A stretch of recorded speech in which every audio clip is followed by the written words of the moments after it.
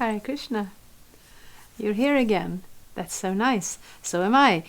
And you are welcome to our channel, Bhagavad-gita. Here it is, because we have Bhagavad-gita as it is, translation and commentary by His Divine Grace, A.C. Bhaktivedanta Swami Prabhupada, and my name is Labanga Latika.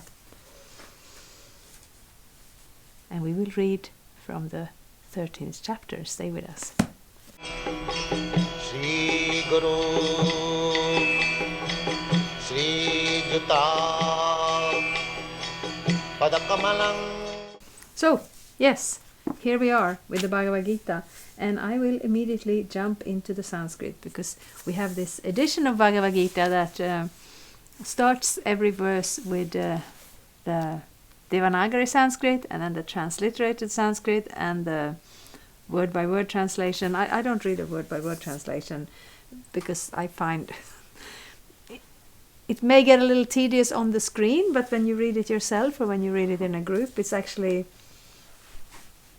quite interesting to hear these Sanskrit terms come up again and again in slightly different contexts, and one gets a sense for them. I mean, to understand Sanskrit fully, that's a little bit of a deeper process, but at least to get a feeling for the Bhagavad-gita as much as possible. Prakrityaiva cha karmani kriyamanani sarvashah ya pashyati tathatmanam akartarang sapashyati. One who can see that all activities are performed by the body, which is created of material nature, and sees that the self does nothing, actually sees.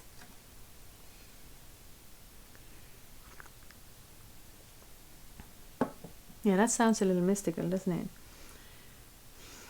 I'll read the purport. This body is made by material nature, under the direction of Supersoul. And whatever activities are going on in respect to one's body are not his doings. His doing. But whatever one is supposed to do, either for happiness or for distress, one is forced to do because of bodily constitution. The self, however, is outside all these bodily activities. This body is given according to one's past desires. To fulfill desires, one is given the body with which he acts accordingly. Practically speaking, the body is a machine designed by the Supreme Lord to fulfill desires. Because of desire, one is put into difficult circumstances to suffer or to enjoy. This transcendental vision of the living entity, when developed, makes one separate from bodily activities. One who has such a vision is an actual seer. So that is quite far from our cultural context of today. And I also hear that sometimes people who want to speak about religion or spiritual things, they are unhappy with this dualism that separates the soul and the body, because you want to find a more holistic view, that you're all there. But here Bhagavad-gita focuses on the fact that as much as our lived experience is one where we may see more of the body than of the soul. When I went to school, at the school nurse's office, there was a poster, and I don't know if I can translate it to English, but it had, a little verse for each letter in the alphabet, and for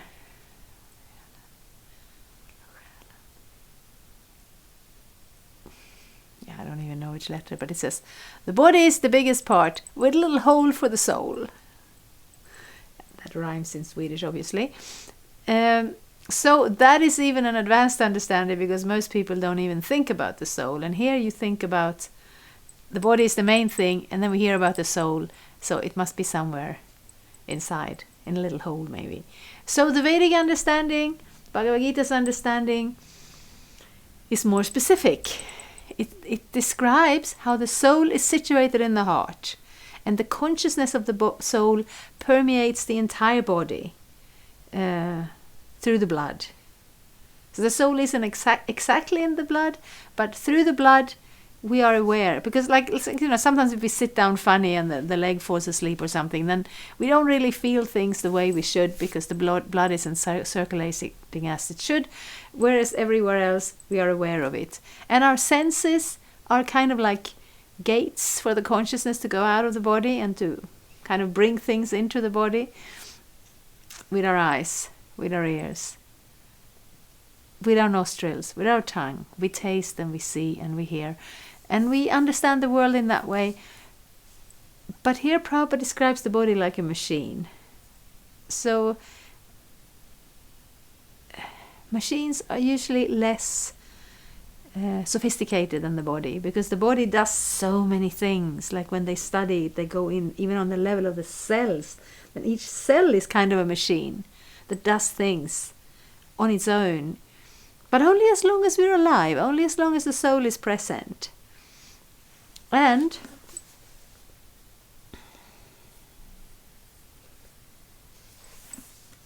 so we're not saying that there's a difference between the body and the soul in order to kind of look down on the soul, on the body.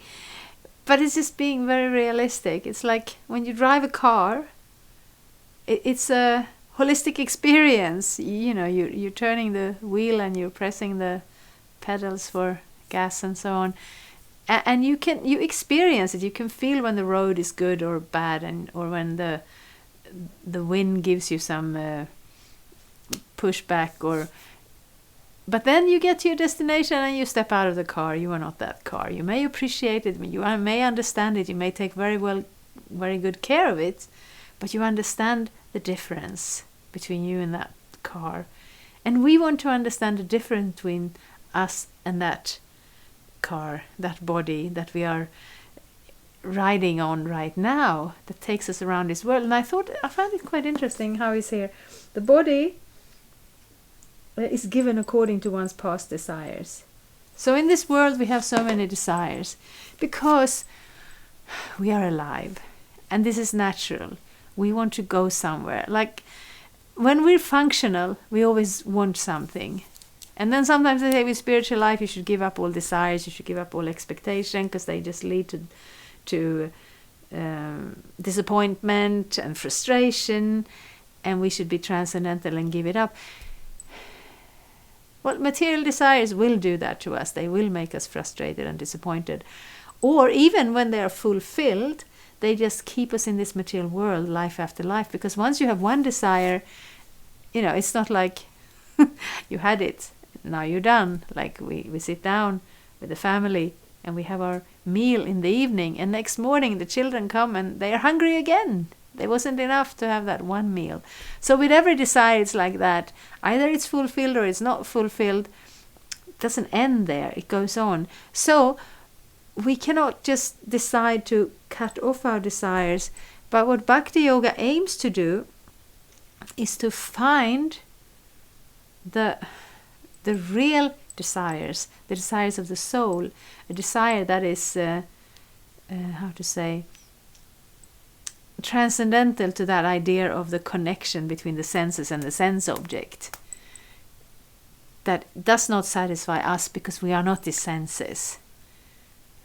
Prabhupada sometimes said it's just like, maybe we like to eat a nice sweet, but if we wrap our tongue in a blanket, we will still get a little sense of that sweet, but it will not be complete. So the soul has a natural situation in connection to Krishna, and in that relationship there is room for so many desires. The soul constantly desires to serve Krishna, to interact with Krishna, to please Krishna in different ways. It's not just the official thing that, okay, Krishna is God and I will bow down to him and I will worship him over and over. No, it's a real dynamic, personal, individual relationship once we get to that level of realization. But here, in this world, we still have that capacity for desires. But since we have this illusion that we are this body and that life is meant to enjoy our senses for our own sake, then those desires build up, and it's so easy to see, like you're young and maybe you want to meet someone, and then you meet someone, and maybe you want to have a more steady relationship, and maybe you want to have children, and maybe you want to have a home, and it's just like it doesn't end. It's not that you get these things and then you'll sit there and you'll be happy with that. No, you'll have to continue, you'll have to move on. And then when you die, your desires bring you to your next body. But according to your karma, it also kind of determines how much of that desire you will have. You know, because we may all desire to drive a Rolls Royce. I don't know anyone who desires to drive a Rolls Royce, but they are very expensive. And most people cannot afford them. And even some people who could afford them will not prioritize in that way because they also want other things in their life. But they still decide to drive a car. So they will drive some other type of car. So if we have some certain desires and then we leave this body, and in our heart and mind this desire is still there, Super Soul will take us to a body in which we can try to achieve those, fulfill those desires. But maybe not on the highest level that we want, because if we don't have the karma for that, we won't get that. We will get some other level. So this material world is very complex in that way. We can live and we can die and we can get bodies and we can get lifetimes and we can try and try and try. But now we have the Bhagavad-gita, and now we want to come back to that place where we understand we don't want to waste our desires on something that in one sense it's temporary. We get the desires fulfilled and then it's over. It's like if you would like an ice cream, you can get your ice cream. If you don't eat it immediately, it will melt and you can't enjoy it. If you do eat it immediately, it will be finished and you can't enjoy it. Or if you have a lot of ice cream, you will eat so much that you will feel sick of it and you can't enjoy it. So that's kind of like this world. But the impulse for having desires and activities and connection, that stems from our actual real spiritual nature. So here in this life we have that opportunity to again go back to the roots of who we are. Roots. We are that soul. We are still that soul, even if now we tend to forget it. So we read Bhagavad-gita, we get more knowledge. We try to practice some of the principles of Bhakti Yoga, and we get more realization. And that's what we're trying for in this life. Thank you so much. Hare Krishna. And I'm happy that you come here to read Bhagavad-gita with me.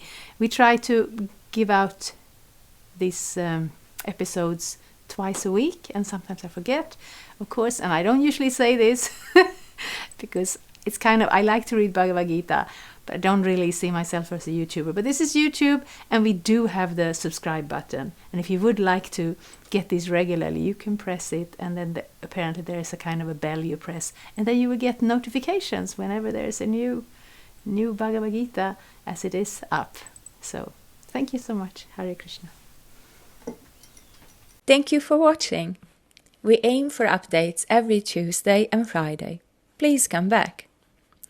If you have any questions or comments, please leave them down there.